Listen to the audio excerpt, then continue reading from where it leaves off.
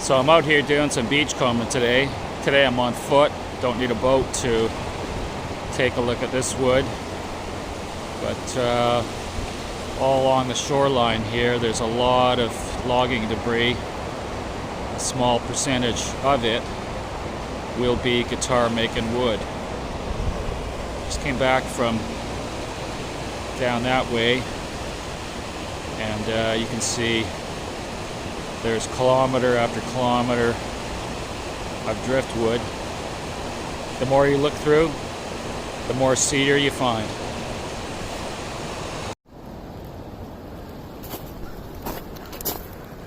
So here's a piece here that somebody had already cut here, but with the sapwood and cracking, it is certainly not thick enough. But right over here I see what looks like some nice grain on this split piece of cedar here,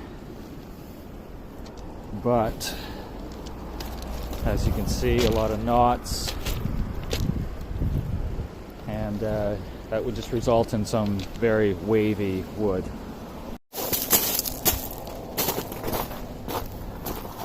A lot of driftwood in this area, kind of steep. One thing you get when you're beachcombing is you always get some very beautiful scenery. Once in a while you come across some wood, some cedar that is so dark that it's almost black.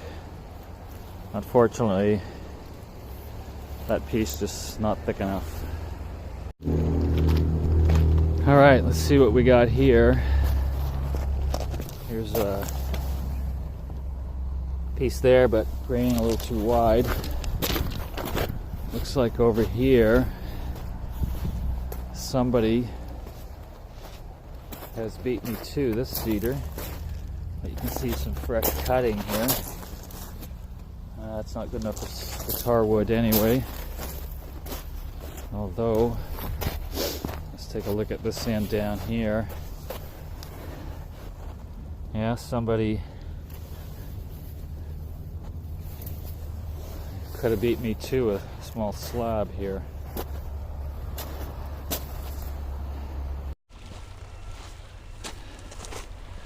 In these populated areas, a lot of people come down here with their pickup truck and their chainsaw, get firewood, and also cedar fence posts. So a lot of times you'll see the cutting. Sometimes they'll cut up beautiful guitar wood just into fence posts or even firewood. So I'm not too far out of civilization here. There's an apartment building back there, and the highway is just in between me and that apartment building.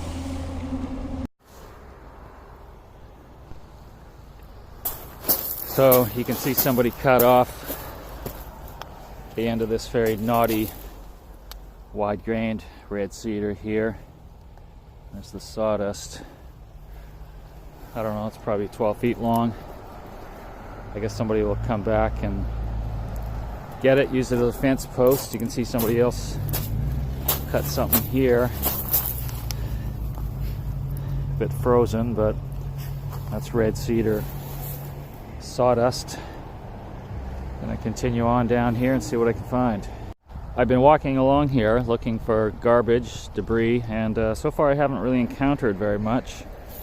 For example, here's a very, very tiny piece of styrofoam here, and usually there's a lot more of that, and all sorts of usually a lot of commercial fishing gear, trays, ropes, floating devices. So you can see here somebody cut this piece of cedar off here, a fence post. Not good enough for guitar wood anyway, but I'm gonna continue on here. It's kind of a cold winter day. There's even a bit of ice on some of these logs, so they're very, very slippery. Looks like somebody had a fire pit here. Usually there's a lot of debris around by these fire pits. For example, a lot of this type of thing and a lot of this type of thing. Here's another one down in there. So, humans, eh? What are you gonna do? Alright, this is actually a slab right here that somebody cut off the end of it. Let's see what we got here. It's you can see a couple of little knots there, but that is a fairly substantial size there. And unfortunately the grain's quite wide and irregular, knotty, so unfortunately not good enough. So occasionally on the coastal areas of the Pacific Northwestern area here, you find shoes with human feet in them. They think that there could be either suicides or murders in the city of Vancouver. The body is thrown off the bridge into the river. It gets washed out to sea. The rest of the body is consumed by predators, scavengers, and the foot inside the shoe is kind of hard to get at. And the shoe floats, so it floats around and ends up on beaches. There's been about a dozen of them found around this area. So I see a shoe ahead of me here, so I'm just going to check it out, see if there's a human foot in there. All right. There it is, very slippery here, a lot of driftwood. But what do we got here? We got an Adidas shoe, and looks like it's in pretty good shape, but as you can see, no human foot in there. But that's a pretty nice shoe. If the other one was around here somewhere, you'd have yourself a pair of Adidas Bounce shoes. Not bad. So just up ahead of me is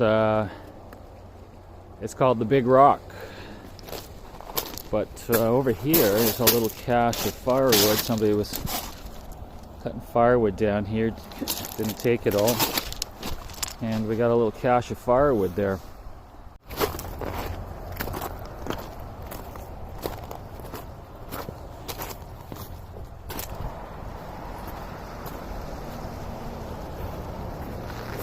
So behind me is the giant boulder known as the Big Rock.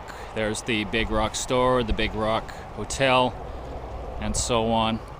Now, legend has it that the reason that there's no grizzly bears on Vancouver Island is because there was a curse put on them by the native peoples around here. And if a grizzly bear touched the seawater, it turned to stone and sank to the bottom.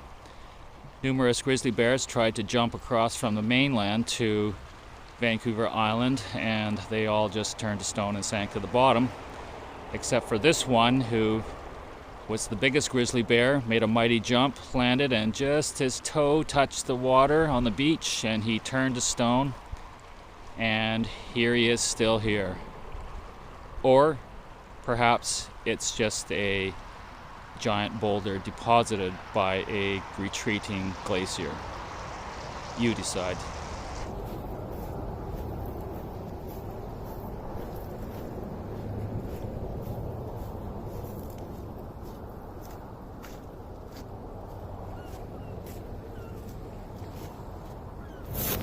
Yes, that's a pretty big rock. The Big Rock.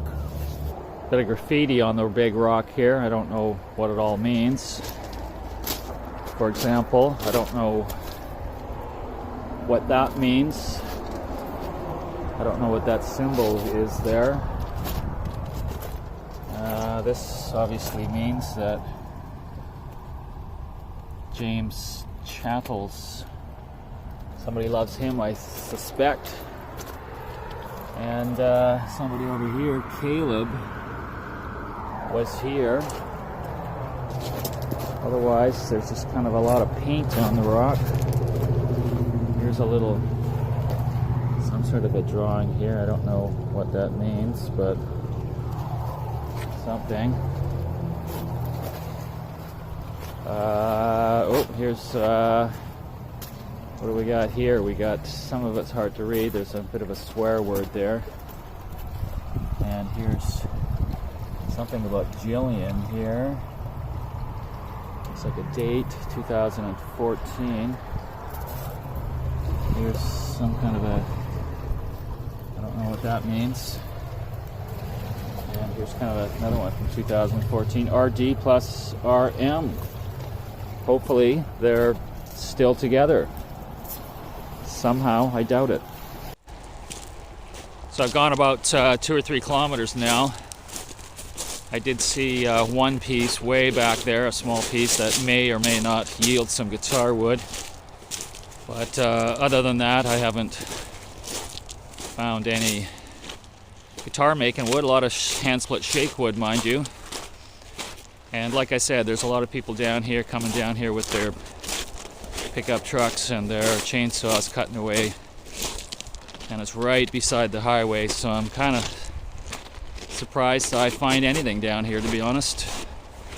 But I have found some very nice wood. So we're going to continue on. I got another 2 or 3 kilometers to go here, so we'll see what happens.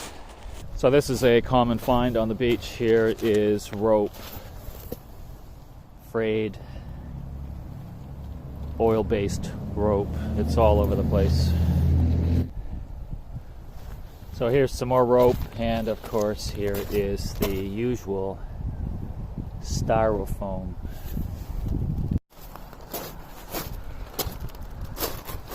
These are quite common as well. Car tires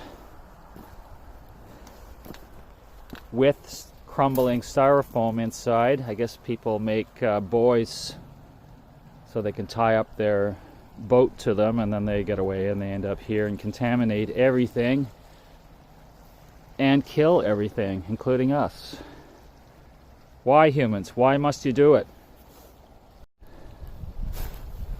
Here's another piece of cedar here.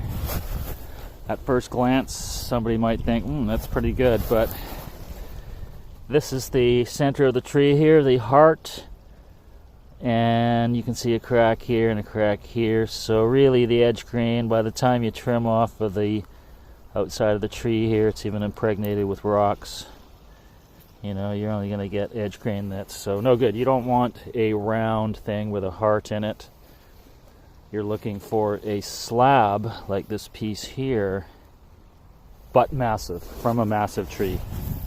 So that one is also unsatisfactory. But it looks like we're coming into a bit of a pocket here. I might get lucky and find something fresh that has floated in here since somebody was down here with the chainsaw. So let's keep our fingers crossed. Oh, look what we got here. We got ourselves a soccer ball. And I believe this to be yellow cedar, as you can see where it's broken off right here. It is very yellow, but you can see how wavy that is. That is cracked. There's rocks down in there. Dull your chainsaw, so that is yellow cedar, but unfortunately not good enough really for anything. So you can see somebody was cutting something here. We got some cedar sawdust here. Kind of frozen a little bit on the top. It is winter in Canada. There goes that log carrying barge. Come on, I'd love to see the whole thing just tip over right now and all those logs spill into the ocean and drift away in the current. I don't know if you can see this down there, but I think I can see a UFO down there, some sort of light. Huh. What is that?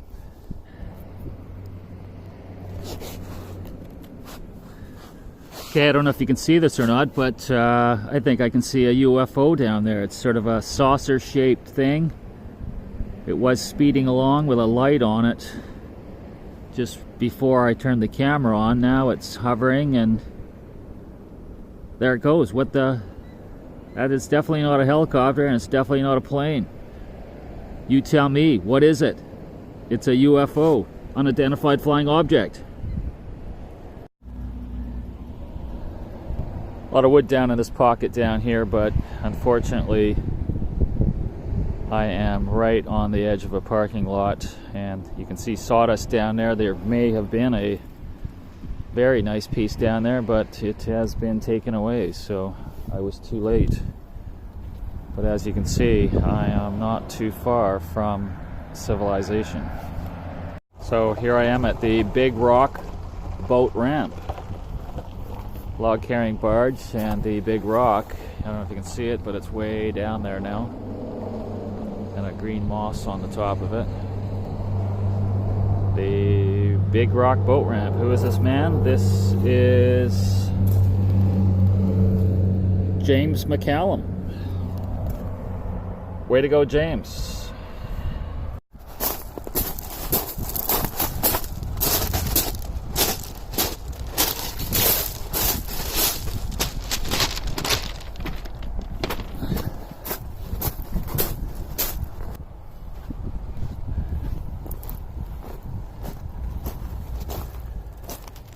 Big beam here. This has been sawmilled, probably fir. Hole drilled in it there. About 10-12 feet long. If you could get that somehow into the back of a truck, that could come in handy.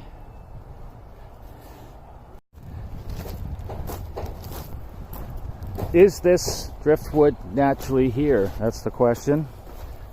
Obviously not. Almost every single piece here has a cut from a chainsaw in it, or it's been broken off from somewhere. This piece here perhaps fell off the shore into the ocean on its own, and this one here has roots on it, so it probably got washed down a river into the ocean, floated here. But the rest of it, 99.9% of it, is all debris left over from the logging industry. So here we have a slab of cedar that somebody was cutting. Not quite thick enough, and the grain is, those are kind of, there's a lot of chainsaw cutting lines in there. I don't know if you can see the grain in there, but it's pretty wide, so not too good. But looks like somebody got some beautiful fence posts from here. It looks like that was a fairly long slab, and then there was another slab right here, so not bad. Whoever you were got some nice fence posts. This down here kind of looks like yellow cedar. That is yellow cedar, but unfortunately just not thick enough. I'm going to try to get out here a little bit further without getting wet. Oh, it looks a bit iffy. It's rolling around. Here we go. So what do we got here? Jen, marry me. Well, I want you, how now and forever you complete me. Well, Jen, whoever that was, he's misspelled complete, so I don't know what your answer was or should have been. Somehow I doubt if you're living happily ever after, I'm afraid. But good luck to you anyway, Jen. Maybe you did get married, and maybe you still are married. Don't take my word for it. A lot of times things didn't work out for me either. Well, there goes that log carrier way down there. I don't see any sign of it capsizing, so looks like I don't get anything off of that one. So there's a fresh log that has floated in. It's kind of a small saw log, probably hemlock or something. But there's always new stuff floating in. You can kind of tell by the color. Up high, it's all grayed out, and down lower, it gets all beaten up and fresh-looking wood. So in the winter, there's big winter storms that shuffle things around. So you know, you wait a year, you come back, could be more wood. So I think I see a fairly sizable cedar slab up ahead here.